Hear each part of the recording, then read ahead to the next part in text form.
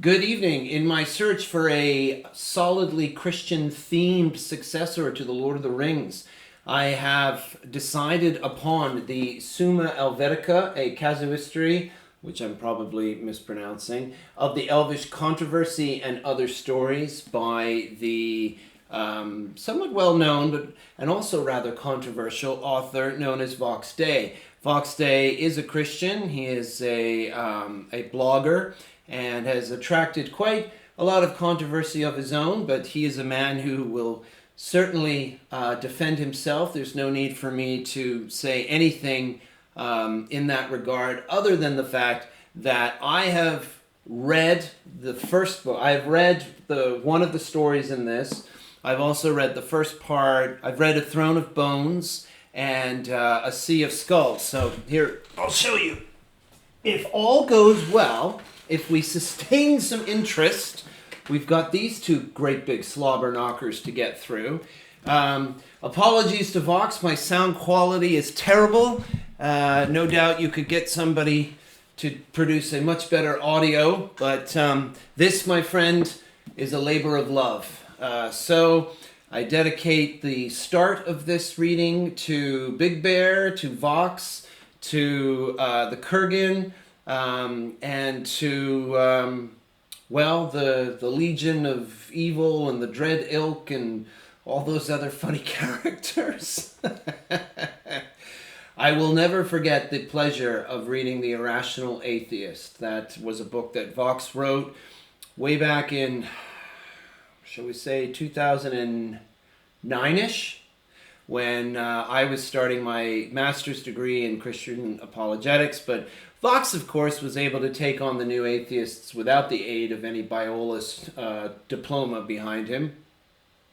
And it was of great assistance, particularly his dismantling of the argument that religion causes war, when he looked at the research on that and found that only a vanishing small percentage of wars could actually be properly characterized as religious wars, and in fact mostly were fought over things like resources, using sometimes religion as maybe in their propaganda, but not as the central cause. And of the ones that were fought in the name of religion specifically tended to be Islamic-led aggressions. So, with that aside, let's dive right in. I read this years ago. It's been long. I've done enough stuff. I've just come off a production of The Pillow Man, where I played the lead character. I had 96 pages of dialogue with 5 or 6 really long monologues. So my brain is, goodness only knows how much information I had to just delete from this here failing hard drive in order to put more stuff in. But let's get started. Again, it's annoying. My fan has started up right away, but my speaker is a little further away, so I think it will still pick up my voice, and I'm hoping that, not my speaker, my microphone, I'm hoping that as a result, you will hear my voice but less of the fan. So without further ado, once again, the Summa Elvetica. This takes place in the what do we have to say about it? It's a series. It's a book it's a novel, Summa Elvetica, but there are other stories in that originally came about only on Kindle, but are now have been put together in the book by Vox's own publishing company called Castalia House, or Castalia, I think, or Castalia. It's probably Castalia now that I think about it. And they also produced the other 2 books, To the Young Author and the Pretty Princesses. His stories take place in the imaginative land of Selenoth, and Vox's stated goal with these books is that he wanted to write something. He noted that George R.R. Martin and also obviously Joe Abercrombie were really the sort of anti-Tolkiens, and so Vox was helping to write something as a tribute to the master Tolkien in the same Christian vein, with the same themes of hope and redemption. He doesn't not shy away from violence or sex. but it is written from within a Christian worldview as opposed to the nihilistic, depressing fantasy that gets old really quick. That was something I found with Joe Abercrombie. I read his First Law trilogy, and it is enjoyable with the kind of Conan archetype and the with as Logan, who's also Wolverine. But you know, the anti-Gandalf and the anti-Aragorn and all that stuff. But when everybody just ends, it all ends the same way, more or less, for everybody. And I found that when I tried to read any of his other novels afterwards, it got real dull real quick. Materialism and nihilism is sexy when you're trying to cast off the good, the true, and the beautiful at 14 or somewhat. Or if you're an adult, fedora-wearing neckbeard. But it gets old fast. And so these stories are written from very much within the Christian worldview. Vox, though not Catholic by any stretch, is a big fan of Thomas Aquinas, and I know that we are going to be treated to a similar sort of bit of logical thinking within the contours of his writing. So, let's get started with that little 6.5 minute intro aside. Premium. He's written stuff in Latin at the top. I can't. Queriter de Elvi per Sorry, Vox, I'm not doing that. Marcus Valerius looked up from the faded Numidician manuscript in irritation. The light from the study window was growing dim. Already he had been forced to light a candle in order to make out the obscure scratchings of the historian Quintus the Elder, whose colorful accounts of his encounters with the pagan desert tribes were as dubious as they were vivid. The imperative knocking at the door threatened a lengthy interruption, one that might cost Marcus what little daylight remained. "Come in," he called, resigned. The latch creaked and a familiar sun-bronzed face peered around the corner of the door. It belonged to his cousin Sextus, whose brown eyes were dancing with mischief. "This better be good," Marcus warned him. "I was just getting to the part where the tribal chief is about to sacrifice a centurion to his devil gods." Sextus nodded absently. "Oh yes, you said you were going to read up on old Quintus, didn't you? Well, if it'll save you some time, I'll tell you how it ends. The legions march in, the heathen see the error of their ways, and the great city-state of Amor triumphs over all. Hallelujah and amen." Marcus stared at him and, with some difficulty, rejected the first three responses that leapt to mind. "Thank you, Sexto. Your help is beyond words. Now, go away, please." His cousin grinned back at him. Maddeningly, he did not leave, but rather folded his arms and leaned against the edge of the entryway. Sexto was half a hand shorter than Marcus, but with a slim build that made him appear taller than he was. Like Marcus and the rest of their family, his eyes were dark brown, but he was no scholar, and his skin was deeply bronzed by the sun. He wore a plain white tunic devoid of any equestrian stripes. He was barefoot, and his belt was an unadorned strip of worn leather. Besides the intrinsic arrogance that radiated from him like heat from a fire, only the finely carved silver buckle clasping the belt showed any sign that he was a senator's son, let alone a Valerian. "Don't you want to know why I'm here?" "To plague me?" Marcus guessed. "To keep me from my learning?" Sextus steepled his hands and did his best to appear pious. The effect would have worked better if he had stopped smirking first. "I'm here in my priestly capacity, believe it or not. The Father Superior sent me with a message for you. You're to go before the sanctif." "What?" Marcus was sure he hadn't heard correctly. "I'm supposed to go where?" "To the sanctif," Sextus repeated. "Yes, you, and right away, too. Father Aurelius is already on his way here. He's to escort you to the palace." He grinned and arched his eyebrows. "Now, tell me what you did to get into that kind of trouble, Marco. Did I miss out on something?" Marcus swallowed hard. This wasn't just impossible, it was beyond imagining. The Holy Sanctif was the highest-ranking official in the land since Amor had no king. Officially, the Lord God himself ruled over the Republic. However, as the earthly head of the Amoran Church, the sanctif was God's voice and viceroy from the banks of the Tiburon to the shores of the Rialton Sea. Marcus had no idea why the viceroy of God Almighty wanted to see him. No idea at all. The Holy Palace was the greatest structure in Amor, as was only fitting. It boasted 12 spires ringing one massive cupola, a representation in marble of mankind's Savior and his 12 disciples. Quick note here. As I recall, this takes place in a universe where Christ exists and has revealed himself on earth, and whatever follows from that. Marcus, with Father Aurelius by his side, was being escorted into it by the palace's hard-faced soldiers with their red cloaks. To Marcus's relief, they did not march him into the Hall of Judgment. That place was dreaded by any sane and sober Amoran. He had first feared they were taking him there to stand before some inquest. Instead, the guards conducted them to what appeared to be a small private antechamber just off from one of the palace's central corridors.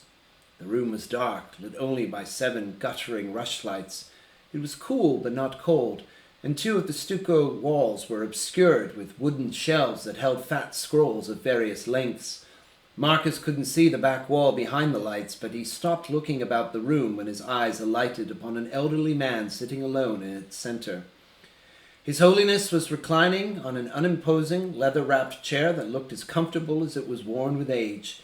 He wore none of the trappings of his awesome office, only the simple blue robe of a Jamite brother.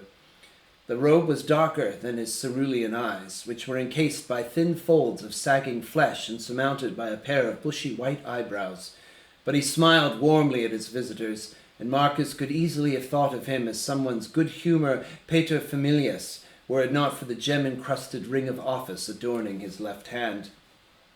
"Thank you for coming, Father Aurelius." The sanctif's voice was deep, but to hear it up close in this small room instead of echoing off the marble of the palace steps made it seem more friendly than intimidating.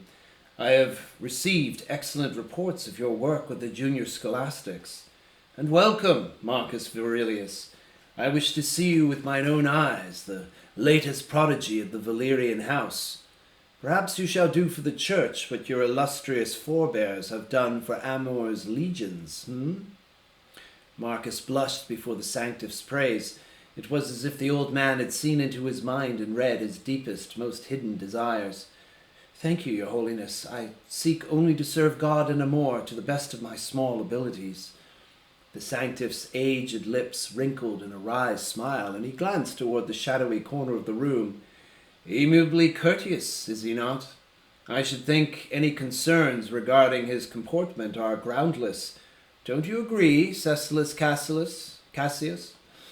Marcus drew in a sharp breath as a thin-faced man in a black robe emerged from the darkness, accompanied by a cheerful-looking Jamite priest in the blue robe of his order. Marcus knew the man whom his holiness addressed so familiarly, or rather he knew of him. Cecilus Cassius Claudo was the bishop of Avienna, and one of the church's leading intellectuals. His famous treatise, the Summa Spiritus, written on all the diverse races of Selenoth and their distinct places in the will of God, had sparked a raging flame of debate that still roared through every scholastic circle in the Republic. Marcus himself had written a short commentary on the Summa less than a year ago. "That remains to be seen, your holiness." Claudo's arid voice was acerbic and high-pitched.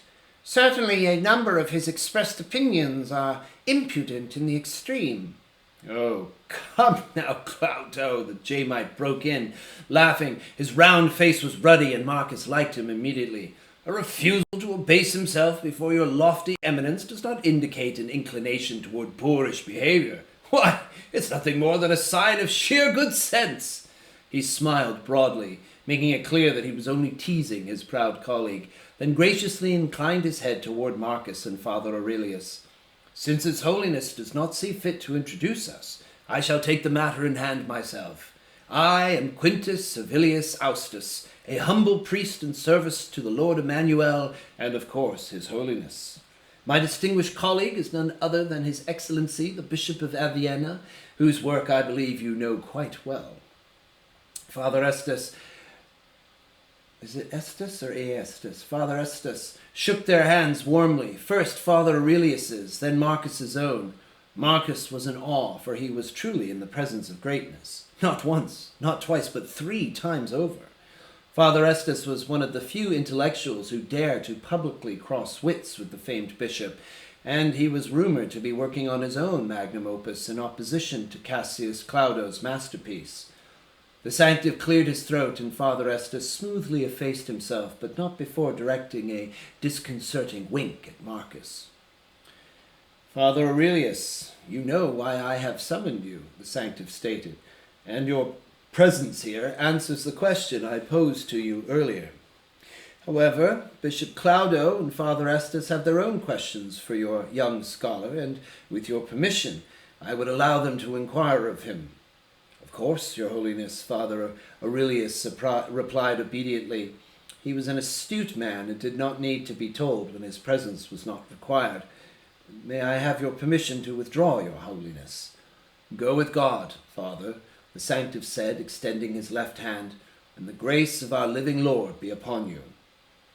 Father Aurelius bent over and kissed the sacerdotal ring of office, then gave Marcus a reassuring pat on the shoulder as he left the room. Marcus suddenly felt alone and intimidated, surrounded as he was by 3 of the Republic's most formidable minds. Bishop Claudo's dry voice broke in on his thoughts. Marcus Valerius, I have read your commentary on the Summa Spiritus. It is not without merit, but when you say that one does not know, indeed that one is not even capable of knowing, whether a particular form or being possesses an immortal soul, are you not treading perilously near a concept that could easily be construed as heresy? Or is this passage nothing more than the sophomoric pedantry of a young scholar who has manufactured a reason to doubt the immutable fact of his own existence? Marcus gulped. Claudo was cutting straight to the point. Are you a heretic or a fool, boy? That was the real question being posed to him now. The church didn't burn heretics at the stake anymore, but nevertheless he knew he had to be very careful about what he said next. He closed his eyes and thought quickly before answering. Only a philosopher or a fool doubts his own existence, Excellency, he said. It is true, however, that the two all too often prove to be one and the same. I assert that I am neither. The verb to know contains a number of interpretations, and in the sentence of which I believe you are speaking, I made use of the concept in its most concrete sense, the sense in which a thing is proven beyond any reasonable possibility of doubt, as in the case, for example, of a mathematical equation. Marcus paused. Was that a frown clouding over the sanctive's face? He shook his head, took a deep breath, and tried to clarify his meaning. Your Excellency, as you know, where there is surety, there is no faith, no belief per se, and therefore knowledge of the soul rightly belongs in the realm of faith, not mathematics. He placed his right hand over his heart. Do I have a soul? Yes, I believe so with all my heart. But regardless of my faith, it is either so or it is not, as the castrate wrote so wisely. My personal belief does not have the capacity to dictate the truth. Indeed, before the eternal truth of the Almighty God, my own humble opinion is of no account. In the silence that followed, Claudo finally snorted, and his eyes narrowed, but he did not speak.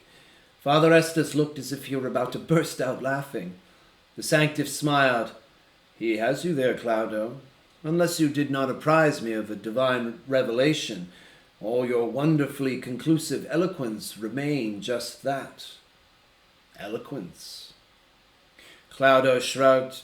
It is so, and yet decisions must be made, though the decision-makers be fallible. He regarded Marcus coldly and stepped back into the shadows. Marcus stared at the carpeted floor, chagrined. He wondered what was wrong with his answer and hoped he hadn't greatly offended the acerbic ecclesiastic. "I too have a question for the young scholar," Father Estes announced. His green eyes danced impishly. "Do you ride?" "Do I? Horses?" Marcus asked, taken aback. "I wasn't thinking of cows," the father replied tartly. "Yes, of course.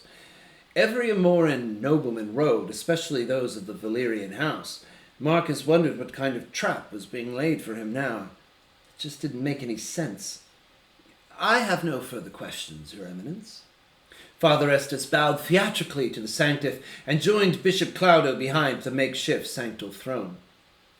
Marcus was thoroughly confused now. At this point he wouldn't have been surprised if the sanctif suddenly leaped out of his chair and demanded that he demonstrate an ability to juggle apples. "I anticipate no objections, then?" the sanctif asked the two churchmen.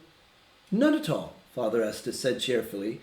Father Cloudo slowly shook his head in silence. "Very well." A smile creased the sanctif's lined face, and he leaned toward Marcus. "I realize this has been a little unusual for you, my son, but I have a problem, you see, and you, Marcus Valerius, are going to help me solve it." "Me?" Marcus shook his head. "How could I help you, Your Holiness?" "Let me tell you about my problem first. You see, these illustrious jewels in the crown of the church," he nodded toward Cloudo and Estes, "have each penned a marvelous work on man and his place in this world. The Summa Spiritus you have read. The Ordo Selena Sapiens you have not, though Father Estes will no doubt be interested in what you might have to say about it. In many points they are in agreement, but on one very important point they are at variance. It is that particular point which I would like you to help me settle." Marcus nodded. "I am yours to command, Your Holiness, but what is this point of contention, and how could I ever help you settle it?" The sanctif sighed wearily. "I am an old man, Marcus Valerius, and my days of seeing through this glass darkly will soon come to an end. I am sending a party to Elebrion, you see, but I fear I would not survive the trip. Therefore you, my son, shall accompany Bishop Cloudo and the good father in my stead."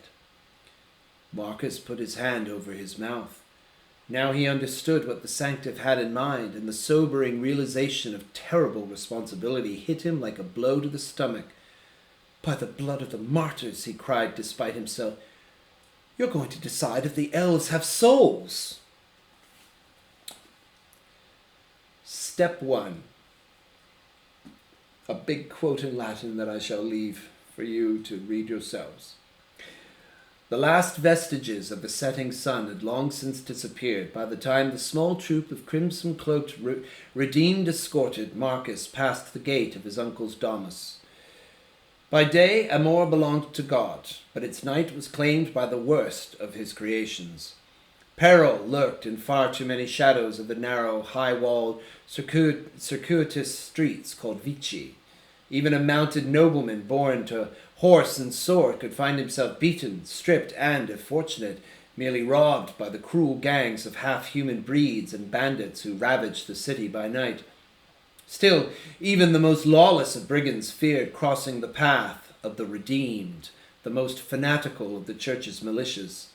The redeemed were former gladiators, now rehabilitated, hardened men of violence who had chosen to leave the blood-stained sands of the Colosseum behind them. Slaves they had been, and slaves they were still, but they served a different master now.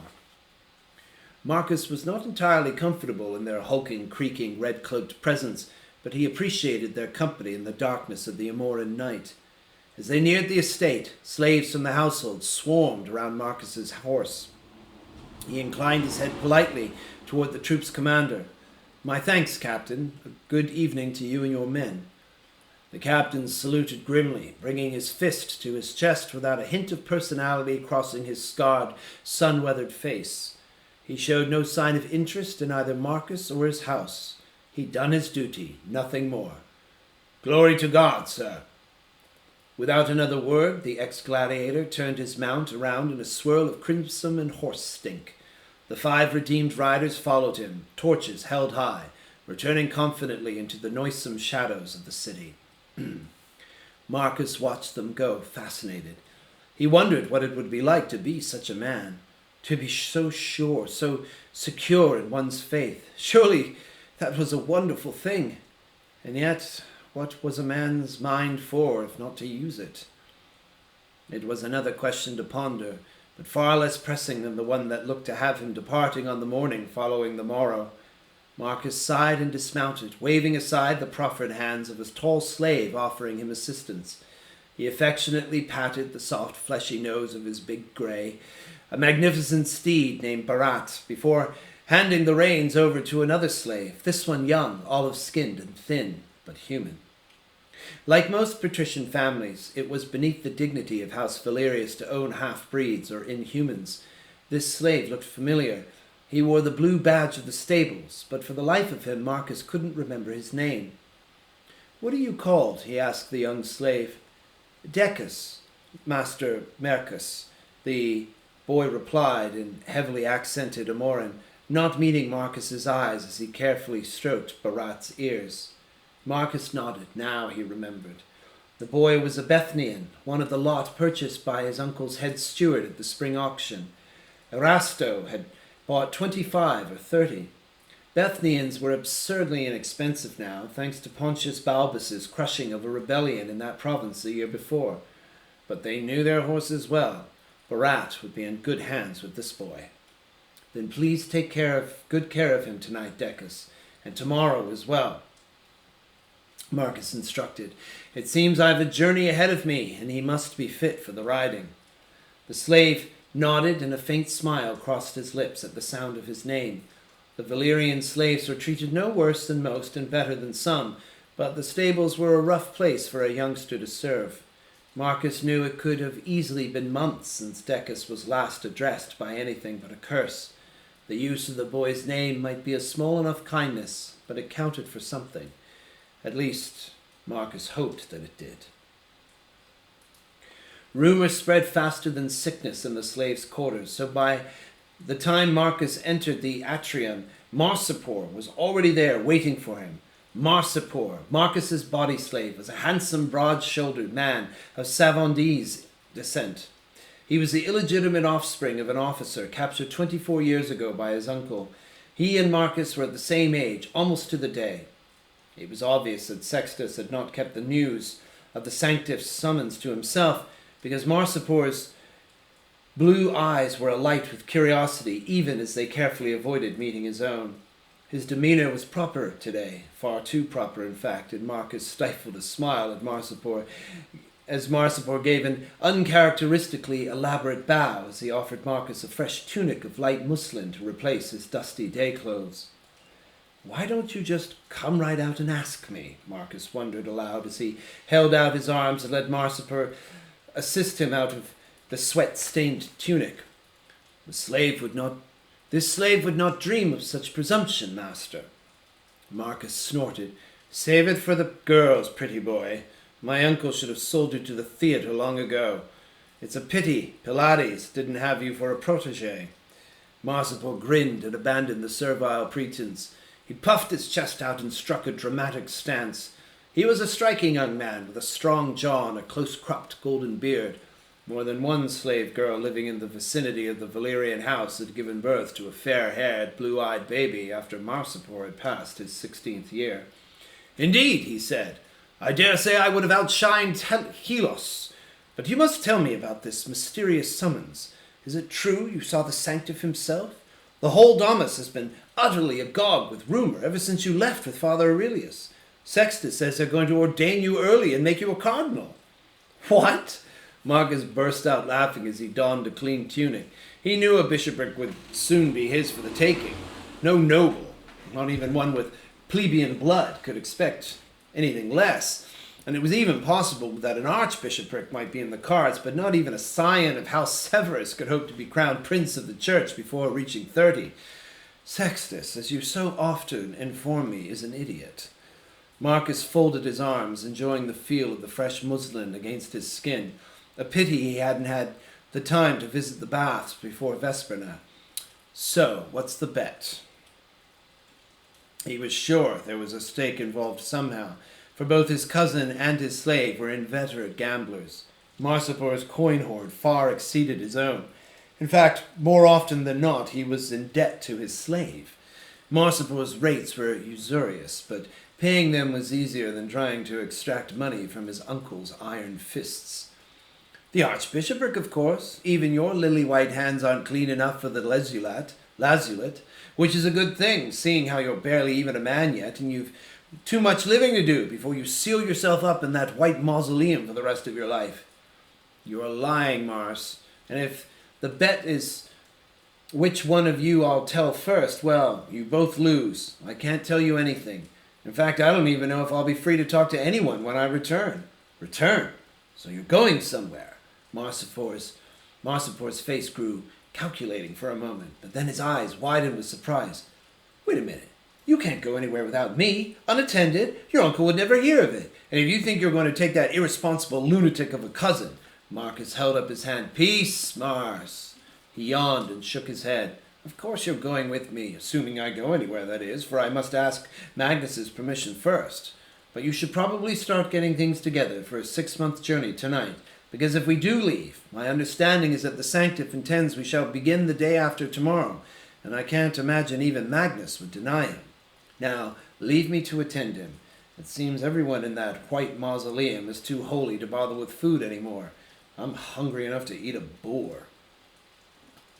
Marcus found Magnus reclining in the triclinium, accompanied in his evening meal only by his 3 favorites. The room was large but stark, with no decorations on the white stuccoed walls to detract from the only furniture, a low tiled table that filled the center of the room and couches on 3 sides.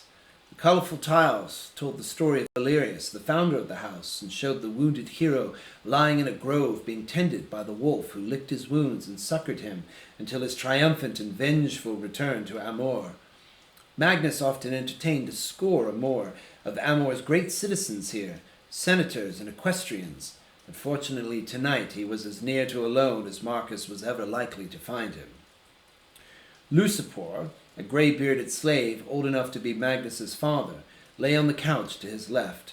Dompor and Lazapor, the household's resident scholars, shared the couch on the right. Marcus stood at the entrance while a young girl washed his feet. She could hear Lazapor raising his voice as he took issue with something his uncle had said. You underestimate them, Magnus, Lazapor said. The villagemen seek no justice. They only slaver after power in the city. What you consider to be an open hand extended and a spirit of generosity, they see only as weakness. Make the mistake of allowing 1 snake into the Senate, and I assure you 1,000 will soon squirm in behind them. Marcus entered barefoot. At the sound of his entrance, his uncle turned to him with what appeared to be relief. There was a rancorous tone to Lazapor's voice that indicated this evening's debate was not an entirely civil one. Marcus wondered at his uncle's habit of engaging in disputation while dining, and yet the custom had clearly not affected the great man's appetite. Lucius Valerius Magnus, ex-consul and senator, was great in many particulars. Not least among them was the impressive size of his paunch.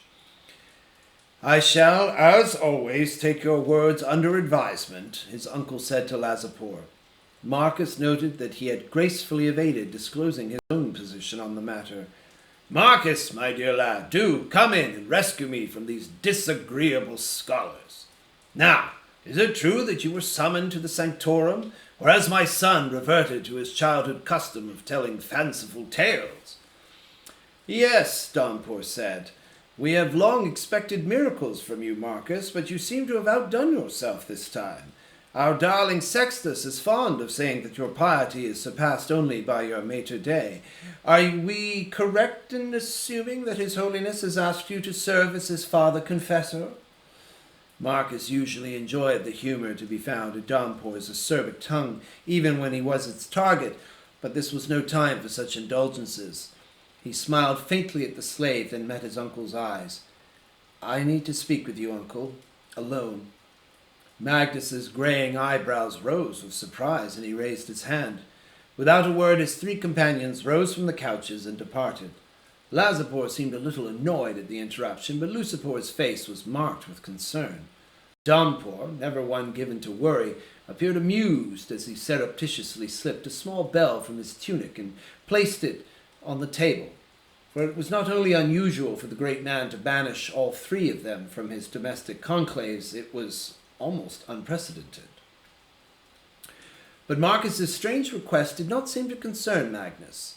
He rose with an audible grunt of effort. "I don't recall any recent vacancies," he mused, stroking his chin. "Did Quintus Fulvius die already? I'd heard his see was likely to open soon." "It's not a see, uncle. I haven't even decided to take the cloth yet." "You haven't?" "No, I haven't, truly," Marcus insisted, vaguely irritated that everyone else seemed so sure of his future when he himself had not come to a decision yet. The heat of his denial seemed to amuse his uncle, but his amusement vanished as Marcus told him of the sanctiff's intentions. "You're going to Elebrion? Sphincterus, that blasted Ahenobarbus, bids fair to open up a vat of worms with this notion. I can't imagine what possesses him to meddle with something that could threaten our northern border while we're already engaged to the east. Soak my foot, but he always did have a tendency to stick that wretched red beard of his wherever it's not wanted." Marcus blinked. He was unaccustomed to hearing His Holiness, the sanctified Charity the 44th sanctith of Amor, described in such familiar and unflattering terms. And furthermore, the sanctith was not only clean-shaven, but his hair had been white as long as Marcus could remember. Red beard? Marcus reached over and took a pair of figs from the bowl on the low table and popped one into his mouth, then took a deep breath and attempted to contradict his uncle. "I shouldn't think he's intending to do anything but learn more." "You're a scholar, Marcus, not a fool. Stop for a moment and think the matter through. Do you think the High King of the Elves is so easily hoodwinked? I've fought with elves, and I've fought against them, and I can tell you that if there's one thing they're not, it's fools, my boy. They're pretty enough, but there's steel underneath, lad. Never forget it. And their blasted wizards have lived 10 times longer than our oldest greybeard. Take it from me, Marcus. No one survives that long without learning something, no matter how stupid he might be to start. So, they'll know very well why you're there, and they'll know what's going to happen if those tonsured imbeciles in the Sanctorum completely lose what little remains of their common sense and decide that elves are nothing more than talking beasts." The great man shook his head in dismay. "Considering what I always heard of King Cerwyn's court, I imagine he would have considered an infestation of monks preaching celibacy in the church to be an act of war. Tarquin's tarnation! I suppose we can hope this new High King is cut from a different cloth." Marcus waited patiently as his uncle glared at him as if he were a proxy for God's own viceroy. Despite this unexpected outburst, he still did not believe Magnus would bar him from the journey. There were too many potential advantages to be gained by his participation. If Marcus took the cloth and was ordained, he would be permanently banned from holding a seat in the Senate. But political power was not the only one in Amor worth wielding.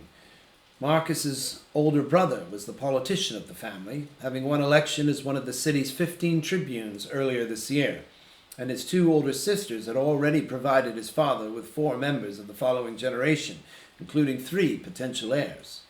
Sexto, Marcus's mischievous cousin and Magnus's son, had 2 older brothers who were junior officers in the field serving under Marcus's father. A 3rd brother had already successfully stood for tribune, so it was not as if the family were in dire need of another soldier or politician. When Magnus finally spoke, he laid an avuncular hand on the boy's shoulder. "You're a good lad, Marcus. Even if Ahenobarbus is sticking his head in a hornet's nest, the opportunities that will likely present themselves to our house are promising. But be careful.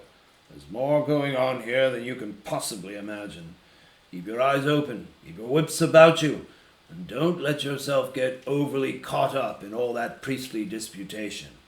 Try to think about the world you're in before worrying too much about the one to come." "Yes, Magnus." "Now, go say goodbye to your mother. But don't tell her where you're going. Leave that to me. It will be hard on her with Corvus gone." "Yes, Magnus, although I doubt she'll even notice I'm not here, not with Tertius twins. There is that. I'll write to your father, lad. He must be apprised of these developments too. I don't know if he'll be terribly pleased, unfortunately, but I'll knock some sense into him. He expects you to follow in his footsteps, you know. But you were born to think, not brawl or bawl out legionnaires. Oh, and Marcus, you will tell Sextus that he is not to even think of tagging along after you. If he does so much as ride to the Pontus Rossus, I'll have him lashed and have his allowance for the next 3 moons. Marcus grinned as he bowed respectfully, then reached for the bowl of fruit before departing. Sexto would brave a lashing if need be, but he'd never risk the coin. I'll tell him, Magnus, and thank you, sir. I shall not forget your advice. Magnus pursed his lips as he watched his young nephew exit the triclinium, an apple in either hand. This news of Elebrion was an unforeseen and unwelcome development. Should he have braved Ahenobarbus's displeasure and forbidden the old charlatan his nephew? He'd made much harder decisions than this before, given orders that had cost thousands of men their lives without hesitation or regret. And yet something about this one bothered him. Marcus was his brother's youngest son. In Corvus's absence, was there not something he could do to safeguard the lad? The boy was trained, but he was no warrior. His body slave was no better. A lover, not a fighter. Perhaps Magnus could send a soldier along to safeguard Marcus. Able soldiers were easy to find, but with them it was discipline that counted most, not skill. And besides, they were taught to fight as a unit. One alone would be no help. Perhaps a gladiator. The gladiators were but men, and Marcus knew all too well the price of a man. What can be bought can always be bought once more by a more generous purse, and it wouldn't be only elves that would be interested in the buying. Once word of the prospect of a church-sanctioned holy war against the elves got out, every petty merchant with a load of tin or cattle skins to sell the legions would be pressing hard to get his fingers into the unending flow of coin that would erupt from the Senate. Worse, he knew very well that some of the more enterprising tradesmen were perfectly capable of taking it upon themselves to help the Sanctive reach the decision that would be of the most benefit to them. What sort of fighting men could not be bought by man or elf? Magnus reached over, took the bell from the table and shook it. The bronze clang had barely stopped when a servant came rushing into the room and nearly collided with him, taken by surprise at his presence out of his recliner. "Find Lucipor," he commanded. "I want him now. And bring that fool of a son of mine, too. He may be useful for once, as hard as that is to imagine." The slave bowed and ran off. He did not, Marcus noted with mild irritation, seem to feel any need to inquire as to which of his sons the senator required. Marcus awoke with a start. He sat up on his sweat-damped pallet.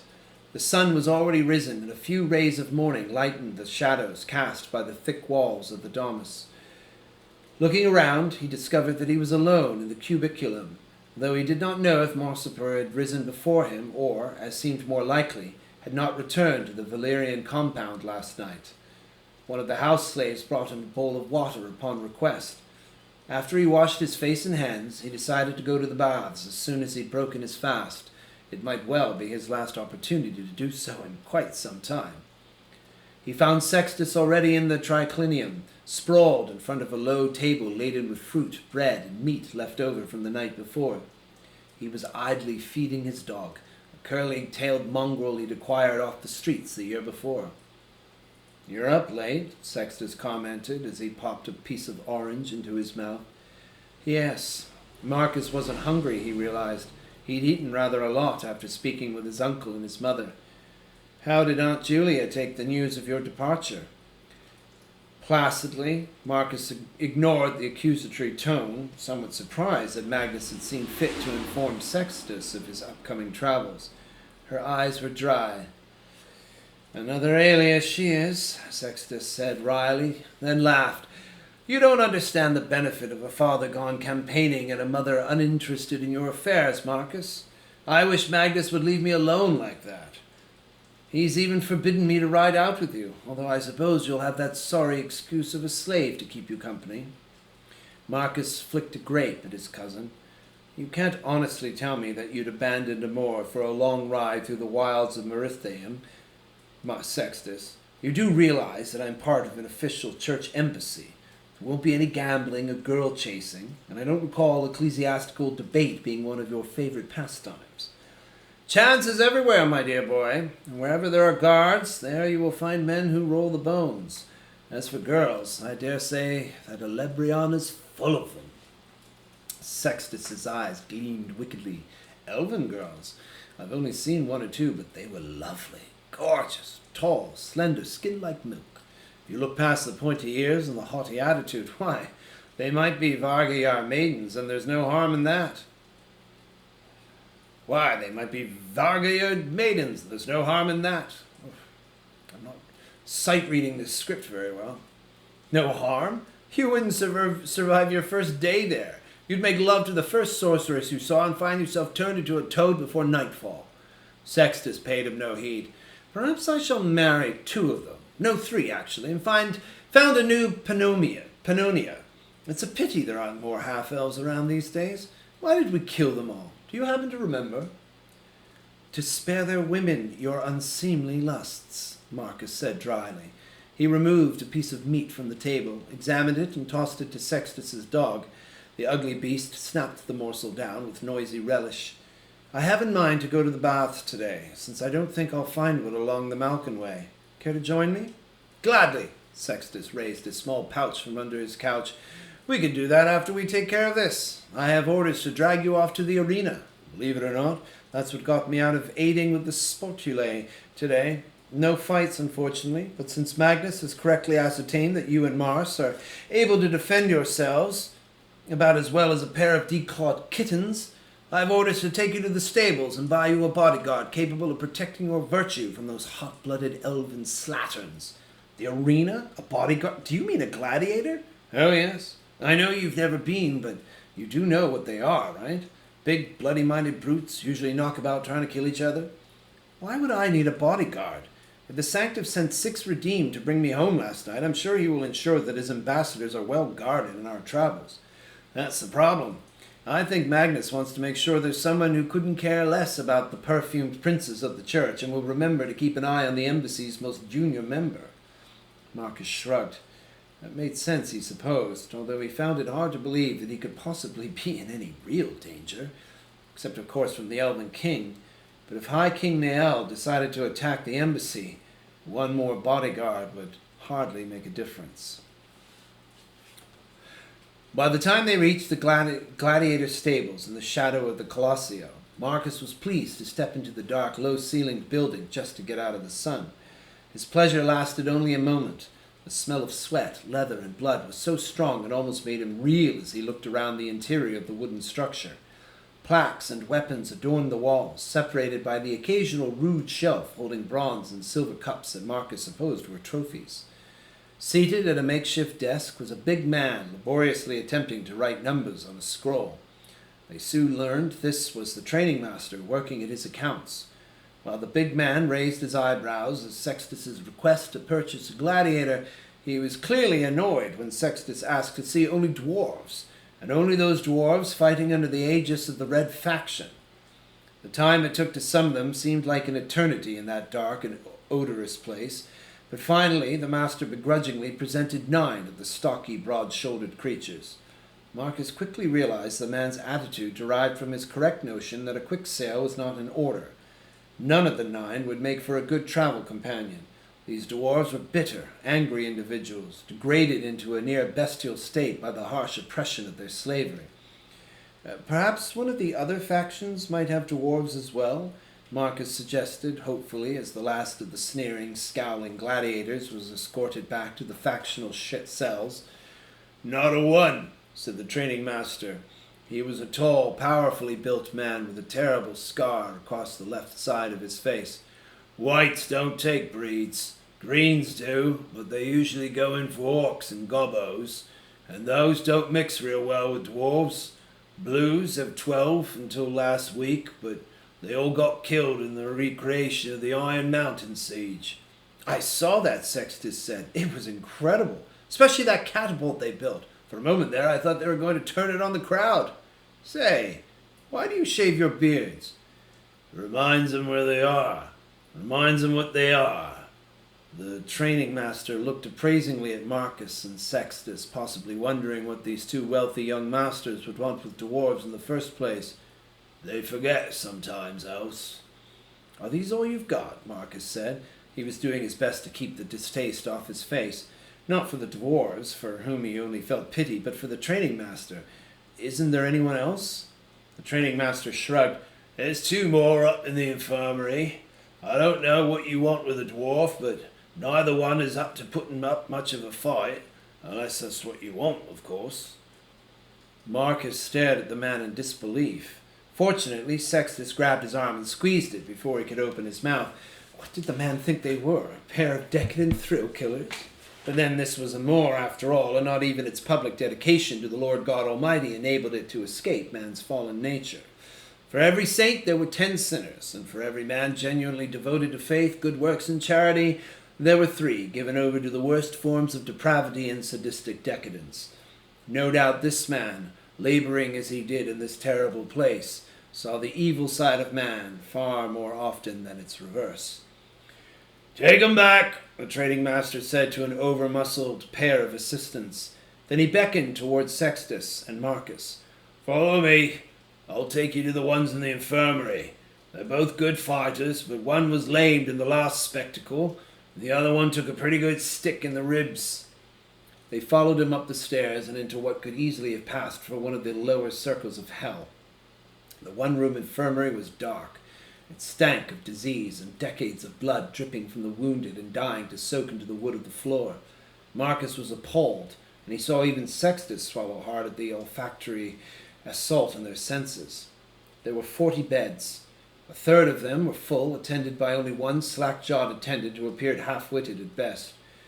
"We keep 'em alive if we can," the training master said, not blind to the reaction of his visitors.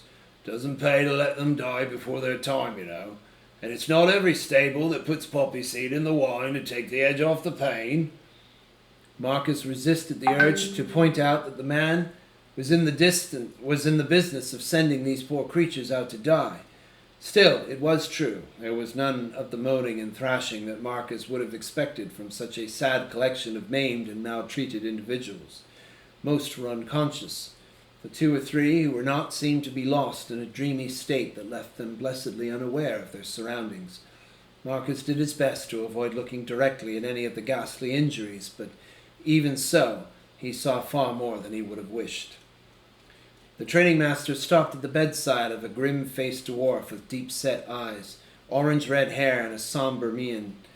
He blinked in apparent surprise at being approached. "This here's Lodi," the trading master said. "He took a goblin spear in the side 2 days ago, but he's a tough old war dog. Took down 4 or 5 goblins and 2 orcs by himself just in that one fight alone. He's left-handed, likes a warhammer, no surprise, but he's not too shabby with a blade neither. Not all that quick, but he's patient, makes for a mean counter-fighter. What do you have, Lodi? 18 wins?" 23, the dwarf answered in a deep, cracked voice. It sounded as if he had not spoken in days, which was quite possibly the case considering the level of neglect here. His eyes were glazed with either exhaustion or poppy seed, but he was coherent. "What do you want?" "A bodyguard," Marcus answered, stepping forward and meeting the dwarf's eyes. Those eyes were dark with suffering, yet contained none of the hatred or helpless fury that so indelibly marked the rest of his kin. There was a week's growth of reddish stubble covering his face, but it was clear that not even being clean-shaven had caused this dwarf to forget that he had once been free. Blood had seeped through the dirty bandage on his side some time ago from the dark crusted look of it, and there was no sign of green or yellow discharge. "Can you ride with that?" "Won't make for much of a bodyguard, I'd say," Sextus commented. The dwarf's eyes narrowed. "A bodyguard?" "Yes," Marcus said. "I'm going on a journey and will require one." "Will that get me out of here?" the dwarf asked, glancing at the training master, who nodded. "You'll have to tie me to the beast, I think, but you'll hear no complaints from me, even if it chafes me raw." "Or you bleed to death?" The dwarf turned his head to Sextus. "It takes more than a scratch from an orc to kill a dwarf. I'll live, And I'll keep your friend alive, too. Sextus glanced at Marcus and shrugged. If nothing else, the dwarf was certainly tough, and it was hard not to admire his determination. How much? Marcus asked the training master. And we'll expect a discount, of course, Sextus said.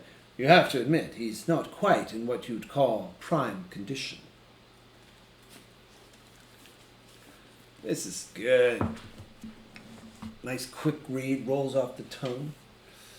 That's good stuff. All right, well, I hope you enjoyed that, and you've probably never heard of these books, but I think we're really in for a treat. So remember to like and subscribe, and remember this isn't monetized. I just do it because it's a story I'd like to see out there. And until next time, keep looking in that wardrobe. You may find Narnia today. Ciao.